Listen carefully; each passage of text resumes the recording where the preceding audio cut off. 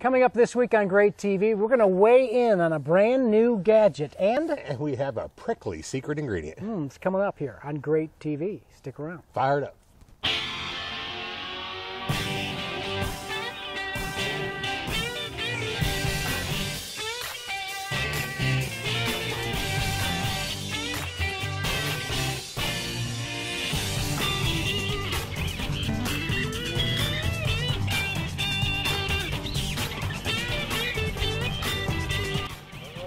We're rolling.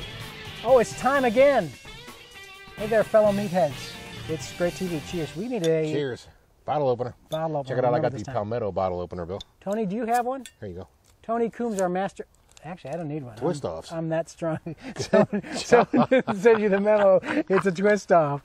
I'll just put the bottle opener away. Don't I feel crazy now? Honeymoon. Honeymoon. We are coming to you from the birthplace of American barbecue. It's Mount Pleasant, South Carolina, where the weather is cooling, Cooling down. It more is comfortable. beautiful, Bill. Look, I'm in sleeves today. Very good. Yeah, Tony, we have a beer somewhere. You need to get that. But lots going on.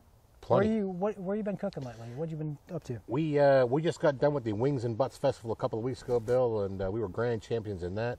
And we are looking forward to going to Waycross, Georgia, for the National Barbecue News, National Barbecue Best of the Best going on in Waycross.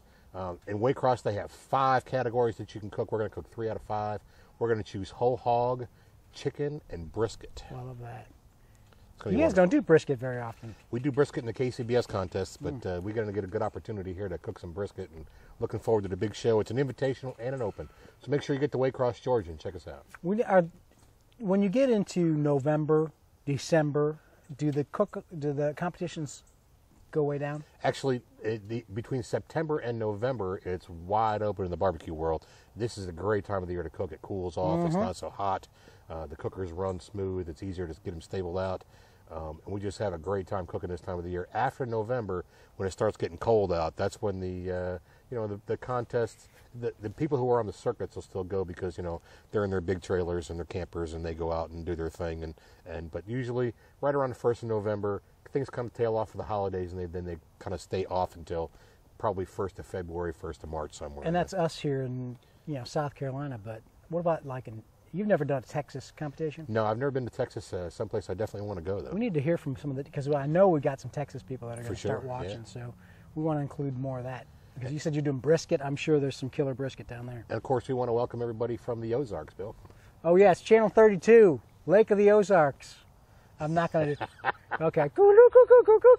Good day. Bob and eh? Doug. From That's the not Oz- Canada, is it? That's Lake? Canada. It is Canada? I don't think the Ozarks are in Canada. Oh, okay. I need to learn They're in my Arkansas, geography. I think, though. Shall we get right into the emails Why today? not?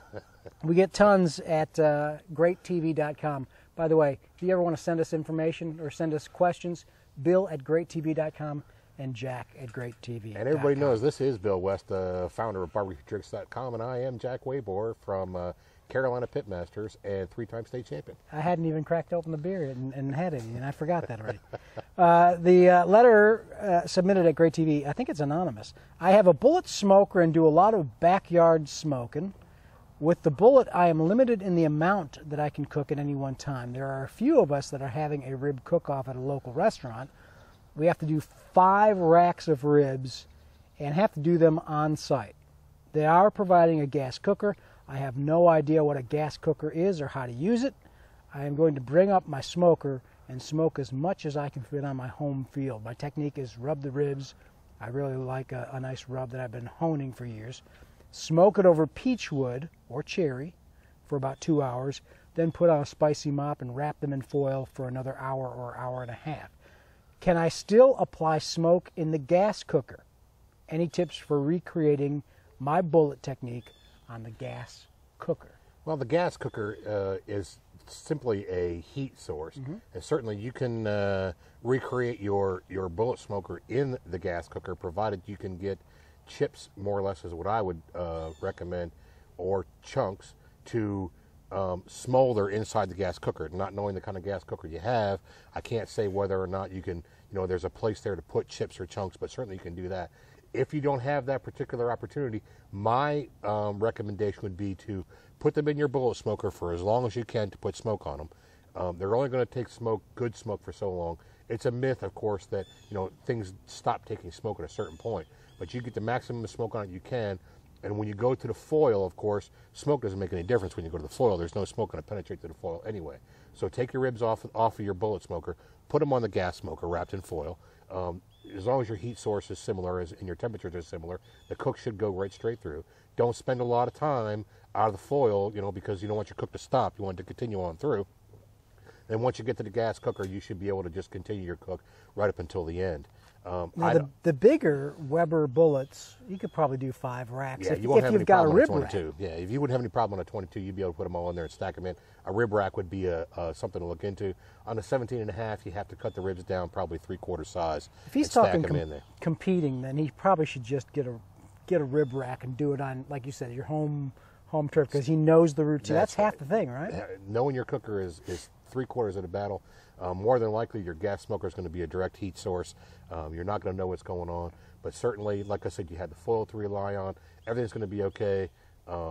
Give it a good shot, and it's a local contest. My advice is have fun, make the best ribs you can, have an adult beverage, and cruise on through. I'd use what you know. That's right. Don't worry about using theirs if you don't have to. If you don't have to, I would stay on. It's usually, the funny thing is, it's usually the other way around. They'd say, like for KCBS, you have to cook on wood or charcoal, and you can't use gas. So he's in a local contest. I would think he's going to be just fine. Certainly, let us know how it turned out. Hit me at jack@greattv.com. Let me know how the contest went, and we'll breeze on through it with you. Let's look at one of these great plates that we got submitted. A great plate. People will send in pictures of just like their best dish. It could be a competition thing if you want to do that. It could be. Or, in fact, I see a big, what's that, pan of pulled pork. Yeah, the pulled pork is a wonderful thing. This was a picture sent in by a fellow who has a brand new Traeger. He said it was his first cook on the Traeger, and it is some dynamite-looking pork. And thanks a lot for the great plate. Looks real good. GreatTV.com. You can submit them there, or you can even ask a question. Yeah. Our website of the week. You dug this one up. Old Will Not Scales. Yeah, Old Will Not Scales kind of goes right along with our gadget of the week, but Old Will Not has it's a library basically of scales. You can get any kind of scale you can possibly imagine at Old Will Not. Very popular website if you're out looking for a scale. I recommend. Is it a guy named Will Not that's an old fella, or what's? Heck, I don't know, Bill. Oh, okay. Probably so. Old Will Not is this. It's been around for a long time. I can tell you that. Oh, really? And yeah, Old Will Not. It turned into somehow or another the scale company turned into some other name. I'm not sure what the scale is, but the website is Old Will Not Scales. And anytime I'm looking for a scale, and I have 2 or 3 different kind of scales, whether it be a spring scale, an electronic scale, or a male scale, or whatever it is that you're looking for, I would go ahead and go to Old Will Not and see what they got over there. I don't use scales that much, which brings us to our gadget this week. Why don't you bring it out? Because it's actually something I should know more about. This is a Salter, and this is my current version of a scale. I like it because it has the it goes in ounces or grams. It will hold at least, I think it's a 15-pound weight limit on there, which is good for me because when I'm weighing up chickens or briskets or something like that, then I can go ahead and get a good accurate weight of what I'm actually starting to cook with. I put a container on top of the scale. It's got a ReZero feature on it that is good. But the best thing about a scale, Bill, is when you cook a lot and you do a lot of things measuring wise, measures will change. And you want to put your beer on there and see what it weighs. How much I drank already. But you better take Put it. Your thumb on it. One of us is going to drop this thing. Right, when you're dealing with ounces, when you're dealing with fluid measurements, measuring cups and measuring spoons change company to company, volume to volume. Believe it or not, it's true. And when you weigh things, when you put your recipes together and you're weighing ingredients, you will get exact amounts that you want to have in your ingredients, and you'll be able to repeat your recipe time after time after time after time. A lot of the good bakeries, a lot of the good chefs, a lot of the good bakers, and so on and so forth use weights for their ingredients rather than using cup measurements or volume measurements. So I recommend that everybody go out and get a good scale. This thing gets to work out when we do catering jobs or anything along those lines. We just drop a little container on there, drop the re-zero. We can weigh up a pound of barbecue in no time flat. So I recommend a good scale for everybody. Is this one working? Should be. It says 3 ounces. Now it says 0. So somehow or another, I think we should have it on a stable surface. This particular model right here goes about $40. So we're not going to let Bill drop it, and they can go anywhere from $10 to you can spend $100 on a good scale. So when you're doing competition sauce, you'll use that. When I'm making something that I want to repeat the same, especially the rubs, and especially doing those kind of things that I want to repeat precise measurements, I always use a scale, and anybody in the culinary world will tell you that's what they do. All right. That one, a scale. This is What's a the term salter. for it? It's just a scale. Just a dry. Yeah, it's a dry measurement scale. Okay. There you go. Our gadget of the week. Good stuff. Lots right of there. lots of different kinds available. Yeah. This week's secret ingredient. It's a sweetener. It is a sweetener. It's a natural. I've seen a lot of people use this because it doesn't spike blood sugar. Yeah, this has low glycemic value. The ingredient of the week is called agave nectar. Agave nectar is made from the blue agave plant. It is a pure, 100% pure sweetener, certified USDA organic.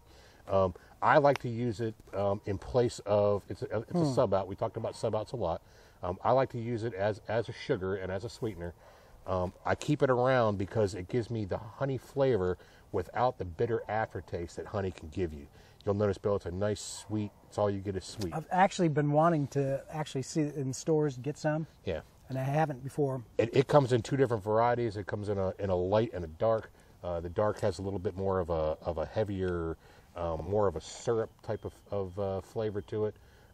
Agave nectar is a great thing. I've just started working with it as a cook, trying to see what I can do with it. I like that. There isn't anything that it's a sweetener. There's no doubt about that. I like to use it in brines. It's highly soluble.